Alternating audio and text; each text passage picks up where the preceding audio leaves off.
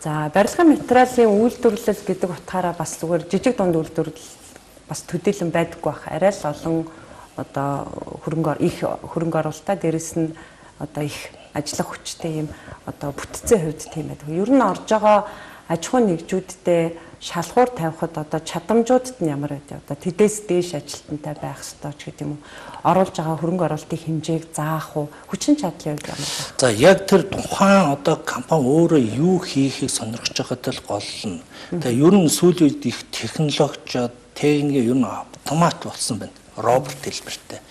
Ер нь одоо 10 хүн одоо ажиллуулна гэхээсээ илүү нэг одоо автомат одоо машин үйлдвэрлэгч ингээ болох юм уу? Арай технологийн дэвшлэл рүү гараад ирэхээр сүүлийн үеийн ер нь энэ одоо компаниудын одоо нөхцөл байдлыг харахаар болж өгөл одоо тийм мэрэгсэн тийм инженер техникийн хүмүүсээр бүрдүүлээд зөвхөн одоо техник хэрэгсэл дээрээ нөгөө робот дээр ажиллах тим юм чиглэл рүү юу н орцсон байна одоо нийгэм байна.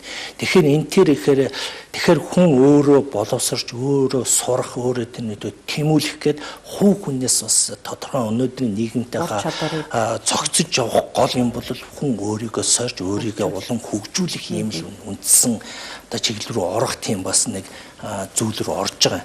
Гэхдээ одоогоор бол бид мэдээж үйлдвэрлэл ингээ явахд эхнээсээ эхлээл бид нэр эхэлж байгаа. Газар шороноос эхлээл газар шорон ажил ихэд орон нутгаас хүмүүс авч ажилуулж орон нутгийн ажлын байраар хангах.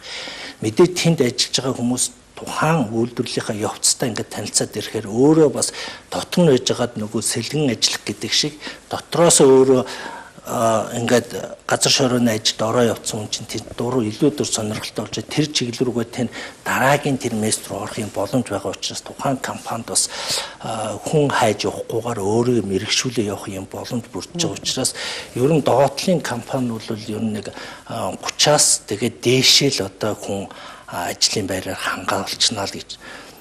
Гэхдээ энэ тооцоо болохоор дандаа тооцоо судалгаатай бас тэр мэрэгтлийн өнөөдөр үйлдвэрлэлтэй явшаа танах үйлдвэрийн юм бол ингэж явуул яасан гэдэг юм уу анхнаас нь бид нар бас тэр нөгөө гэрээн дээр тусгаж зөвшөлдсөж ингэж явуул одоо таны саяны хэлдгээр одоо заавалч бид тэр компани юм та нар тэтэй ажилчтай байгаа гэж хэлж болохгүй хамгийн гол нь төслийн итэй танилцаад төсөл дээр нь бид нар та нар ийм юм байвал яасан гэдэг нөгөө ажлын байраар хангах юмнууд бол анхнаасаа тэгээд нэг ойлголцолтой явуул бас үйлдвэрлэлийн одоо доголдолгүй явах нөхцөл нь ерөөсөө цаана хүн штэ. Тийм учраас хүнийг одоо боожуулж хүнийг нэгдсүүлэхийн тулд хамтран оролцооны явц юм болов гэж ер нь харж байгаа.